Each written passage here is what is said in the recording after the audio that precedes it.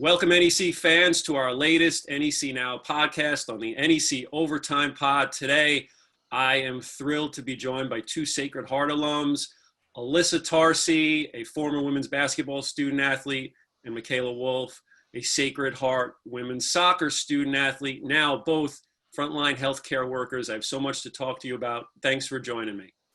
Of course. Thanks for having us. All right, let's start just by going back to your time at Sacred Heart. First, let's start with Alissa. You played from 2012 to 16. Hey, before I get there, by the way, we are from the same neck of the woods. I'm in Flemington right now, right down Route 31. You're from Clinton. Yeah. Oh, what a coincidence. I didn't know that. A North Hunterdon standout. My son was a soccer player at Hunterdon Central, so we are taught not to like North Hunterdon. But you'll get the pass here because you're a Sacred Heart student athlete. But I found it funny that we're probably 10 minutes away from where you grew up. Yeah, definitely. That's so cool. Definitely rivals with Hunter and Central over there. So you were a second-team all-conference player as a senior. Sacred Heart reached the title game as well while you were there. I saw one of your big games, 25 points and a semifinal win over St. Francis University. And you averaged 11 points, 8 rebounds as a senior. Tell me a little bit about what led you to Sacred Heart and your time there as a student athlete. So I was really interested in Sacred Heart first for the academic piece. I thought I wanted to do physical therapy when I first started college. So I was really interested in the physical therapy program, the graduate program. Got like pre to that. So I studied exercise science. Basketball piece fit really well too. When I first started, Ed Swanson was the coach. And, I really got a good feel for him. Sacred Heart just kind of felt like a good place to me, both academically and athletics-wise. So kind of just really was a good fit for me. What was your most memorable moment as a student athlete? I think definitely my senior year. I'm trying to. We had a lot of good moments, but. We actually got to travel a lot with the basketball team. We went to Ireland, we went to Puerto Rico. So we had a lot of good overseas tours that were really fun. But I think the best moment as a student athlete was probably, we didn't win the full-on conference, but we did win the regular season. So that was a big win for us. All right, let's go to Mikaela. You played from 2009 to 2012 under Kim Banner, played 4 years. Pioneers made the playoffs in your junior and senior years. I saw you scored a game winner on a header when you were a senior against FDU. Why don't you tell me about what made you, what your decision was from coming from Northport, heading to Fairfield, and what you enjoyed as a student athlete? Yeah, sure. So actually, my brother played baseball at Sacred Heart. So I was introduced to the school through him. And it was once I went up to the campus and I was walking around and I ended up meeting the coach, I kind of just fell in love with the school quite early. My brother's 4 years older than me. So after finding out that I knew I wanted to work in healthcare and getting pre-accepted into the nursing program, I knew that the fit was perfect for me. And I got recruited by Kim Banner. So I knew once I did my official visit that was it. And it was a perfect match. It was far enough to be away and stay away in college, but then close enough to be able to take the ferry and hop right back home. Alissa, you majored in kinesiology and exercise science. You went on to get another degree in nursing from Northeastern. Now you're a registered nurse at Yale New Haven Hospital. What was your desire? At what point did you decide that, working in a healthcare field was for you? This might sound kind of corny, but I think all healthcare providers can kind of relate. I really just have like a passion for helping others. Nursing is definitely a profession where you can do that. You kind of see people at their most state when they're sick and not feeling well, and just so that you can kind of make a difference each day, whether it's small or big, kind of just listening to them or kind of providing the medical care that they need. It really, it has makes you have a good feeling at the end of the day. Mikaela, for you, you majored in nursing at Sacred Heart, went on to get your master's from Hofstra in nursing and physician assistant studies, and now you're an acute care nurse practitioner at Northwell Health. Where did your passion for healthcare, when did that come into focus for you? I think my passion came in high school. I knew I wanted to be, like I said, work in medicine. So I was actually a student athletic trainer when I was in high school, along with all my sports that I played and after school activities. And I first thought I wanted to do athletic training. And then when I was accepted into the nursing program, it's kind of like the rest was history. So like Alissa said, it's very rewarding being a nurse, having to be there for the patients at their most difficult time and most vulnerable times. And I worked in the ICU. I was a critical care nurse before I became a nurse practitioner. So like I said, being at the patient's bedside for 12 hours at their most vulnerable time is really very, very rewarding at the end of the day, especially when you see them progress. And you definitely have a major part in their progress and you help them heal. So you're both in your jobs as nurses. Then this year comes along. March 2020 hits, and the world changes in front of your eyes. At its peak, how is your typical day different than what it was before the virus outbreak? Why don't we, Alissa first? It was definitely completely different. I know the first few weeks when I know Yale New Haven, we were kind of transitioning over to like a fully COVID hospital. It was kind of, not gonna lie, it was kind of nerve-wracking to go to work every day. You just didn't know what to expect. Every day there's new guidelines, new regulations, practices that we had to follow. So it was definitely a whole new experience the first couple weeks. Not that it got any easier as time passed on, but you and the other healthcare providers that you work with, we kind of figured out a routine and kind of what worked best for us with all the PPE and stuff. You have to, obviously, there's a major shortage in the country. You got to save it. So we kind of figured everything out, and really teamwork really was the best thing, because you get stuck in a patient's room for a long time and you're in all this PPE and you're sweating and you got to call for help, and someone comes and helps you out. So it was a lot of stuff to adapt to, but I think at the end of the day, kind of just knowing that everyone else in the country is kind of going through this, and we just kind of got to work together in order to make the best out of really bad situation. But yeah, that's what we had to do. How about you, Mikaela? Yeah, so it was quite the experience for me. So I'm a nurse practitioner now. I graduated May of 2019, and I started in a procedural area. So I'm a procedural nurse practitioner working in the hospital. So an area that's called interventional radiology, which is minimally invasive procedures. So that's my everyday. I usually do procedures and I see patients pre-op and post-op.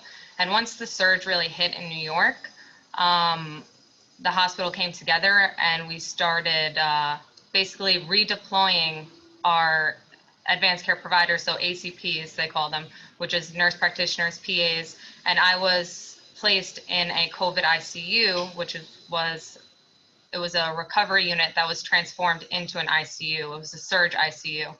I actually opened 3 of the 4 surge ICUs within our hospital. So I was completely taken out of the environment that I normally work in on a day-to-day basis, and put into a 19-bedded ICU, and I'm running it by myself with some of my other colleagues. So it was very, very, very different. The benefit that I had was that I have 6 years of critical care nursing experience under my belt, but I've only, at the time when I was deployed in March, I was only a nurse practitioner for 8 months. So not only was I in the role transition of a nurse to a nurse practitioner, but I was also then in the transition of being a procedural nurse practitioner into a critical care ICU intensivist almost. So it was very challenging. But like Alissa said, the teamwork that really, it was so important. It takes a village, and it takes so many hands to help on a day-to-day basis to make a change and to help with these patients when we were getting flooded with all of the volume that we had. How has COVID changed the way that you've interacted with your patients? So, well, now there are a lot of different policies and protocols and rules in place within the hospital.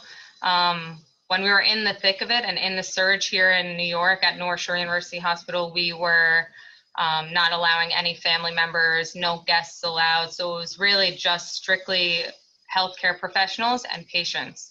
So your interaction with the patients was not only as a provider or as a nurse, but it was as a friend and as a family member. And you were really that bridge of communication with the patient and the outside world. And that still continues now. We've only allowed family members and visitors in for 2-hour periods in one day, and one visitor per patient. And we have to wear masks and hats at all times. I took it off for the interview, so then you guys, so we can see, but you have to wear hats and masks and face shields at all times to really protect yourself and to protect the patients as well. So it's crazy. A lot of things have changed. Alissa, as an essential worker, how on a day-to-day basis, how worried were you about your own health coming into the hospital? Yeah, I mean, this pandemic, you really never know with the COVID. So anybody, whether you think you're so healthy or if you have some kind of underlying illnesses, it really can affect anybody. I think all healthcare providers can kind of attest to that, seeing other patients in the hospital. But not that I wasn't nervous about myself. I think we were pretty properly protected in the hospital. I was more worried about kind of being a silent transmitter.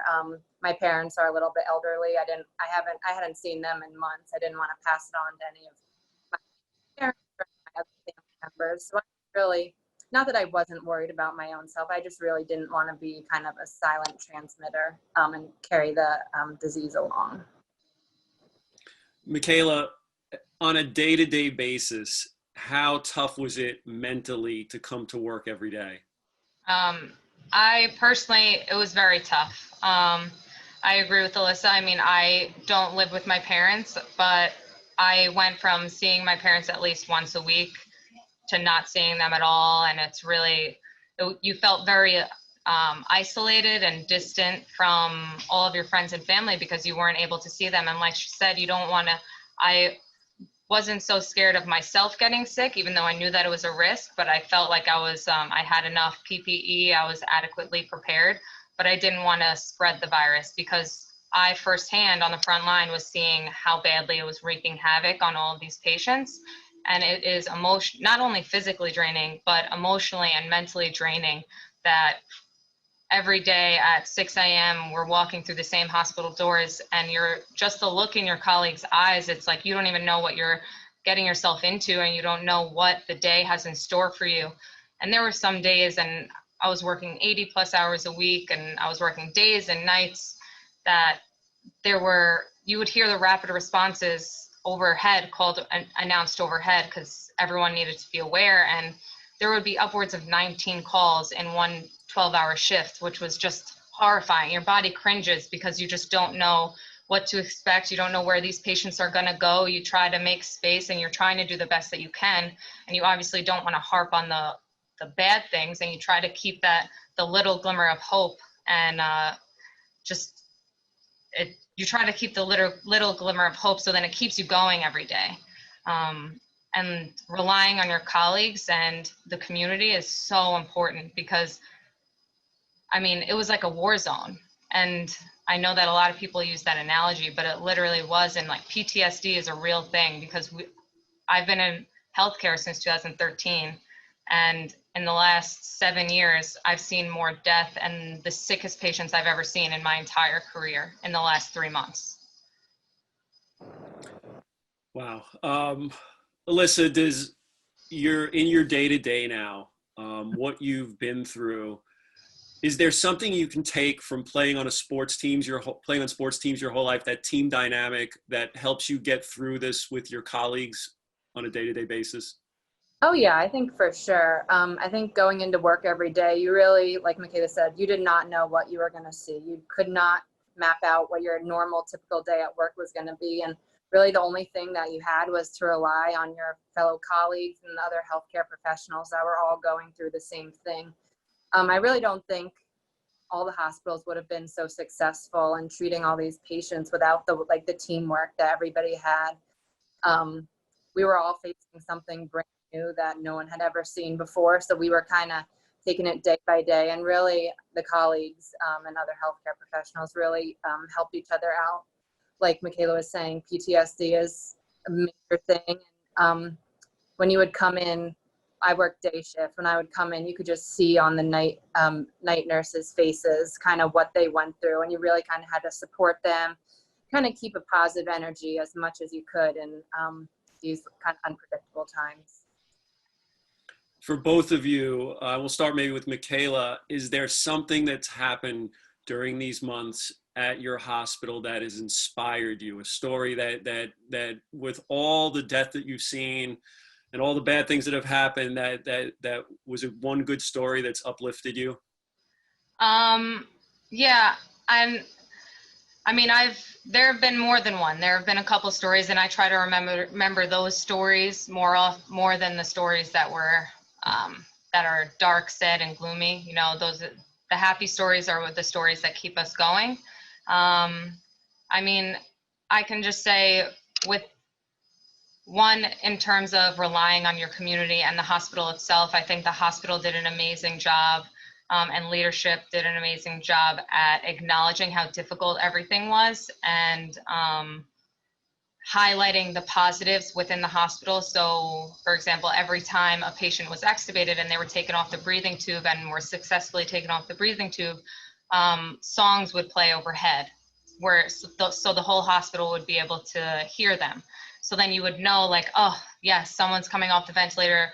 It's a great day today. And there would be a sign when you're walking into the hospital of how many patients got taken off a ventilator, how many patients were discharged, which is just such an amazing thing, because those are the things that keep you going, that realize are making a difference. I personally was able to extubate a couple patients, and the first patient that I extubated, as soon as I took the breathing tube out, she grabbed my hand and just said thank you and started crying. And then both of us are crying together as we're all donned up and head to toe with PPE. And it was just one of the highlights of the time there, which is a strange thing to say, a highlight of a global pandemic when you're in the ICU, but it almost like it lit a fire where I was so motivated and to continue to go above and beyond for every single one of the patients, to try to continue to have that feeling, because that feeling is what really kept me going, and it kept my colleagues going.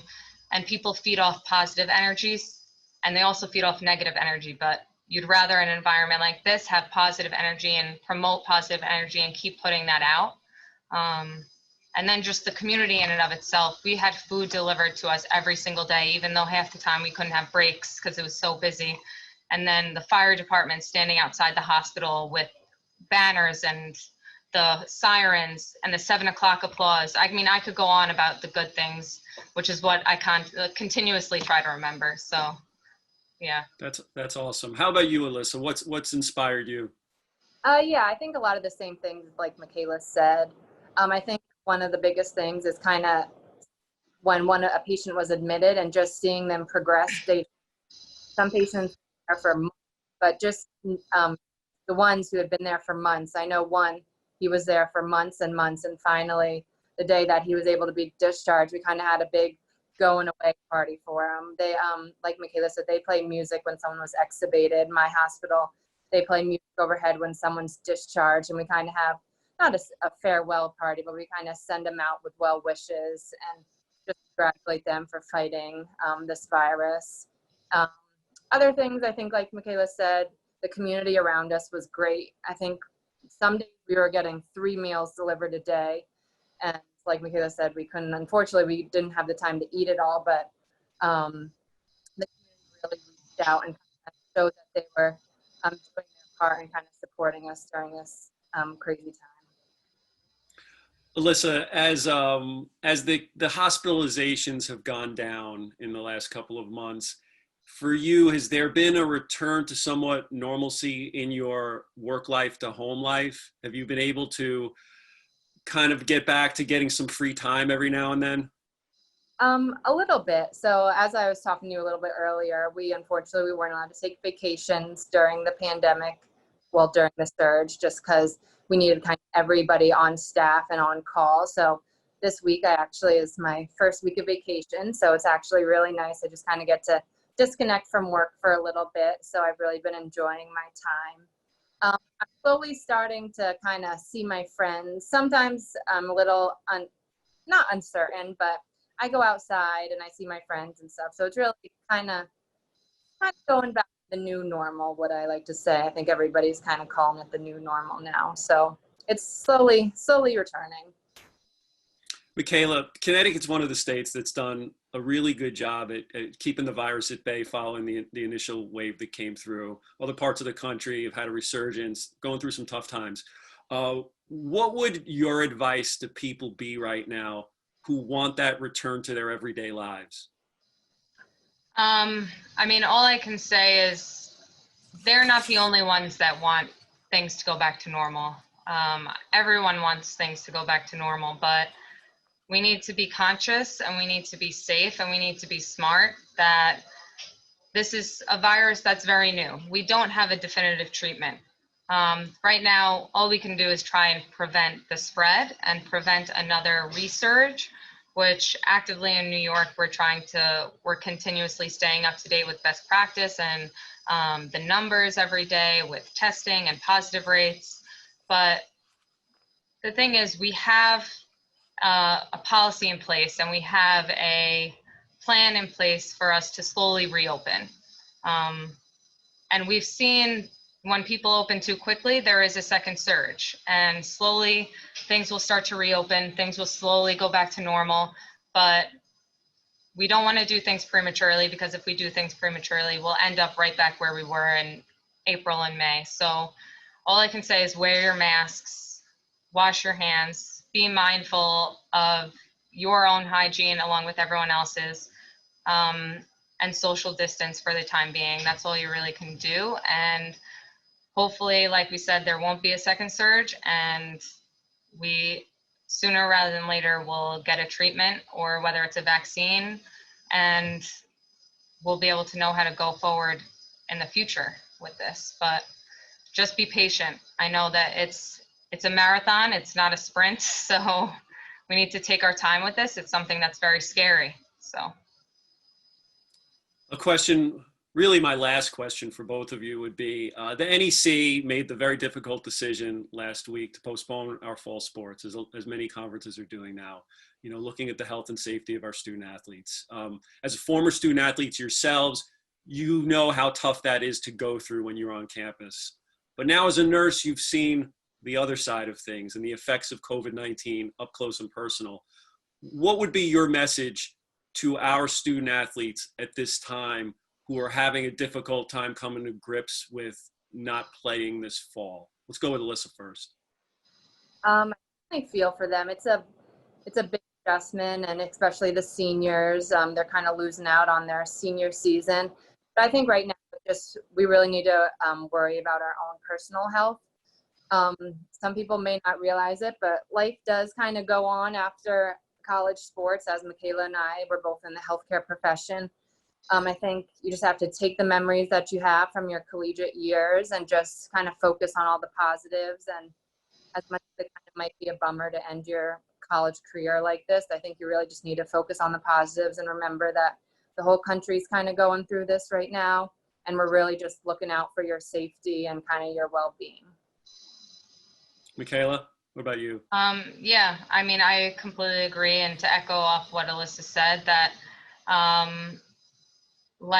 there is life beyond college sports. And as hard as it is to say, because I completely understand, especially to the seniors, it's your last year, it's your last hurrah. You're hoping to go out with a bang your senior year, especially for all the fall sports. I completely understand that, but reminisce on the good times, reminisce on all the good experiences that you had and moments that you had and games you played in and goals you scored. Because if you're not healthy, you wouldn't be able to play in these games anyway. So we need to focus on our health and the well-being of yourself and your family and your teammates and your the other students that you're in class with. So safety is always a priority. And remember that none of this is happening with malintent or because we want to take away your senior year because we just want to. There's rationale behind it, and we just want everyone to be safe and healthy, and we want things to go back to normal. And the quickest way to do this is to abide by all the rules and to be safe and be precautious. That's great advice. So let me say it's absolutely been my honor to have you two on today. You rose to the occasion as student athletes, and now you're literally suiting up again every day to help save lives during this pandemic. So we talk about NEC Pride a lot in this conference, and this is what it's all about right here. So thank you for taking the time out of your busy schedules, and I know, to spend time and share your experiences with the conference on what it's been like out on the front lines these last few months. Of course. Thanks for having us. Thank you so much. These are our roots. I love Always it. go back to the roots. Go Pioneers. Yes. Once again, we have Alissa Tarsi, former Sacred Heart women's basketball student athlete, Mikaela Wolf, former Sacred Heart women's soccer student athlete. This has been NEC Now on the NEC Overtime podcast. Be sure to subscribe on Apple Podcasts, Spotify, and Stitcher, and we'll see you next time.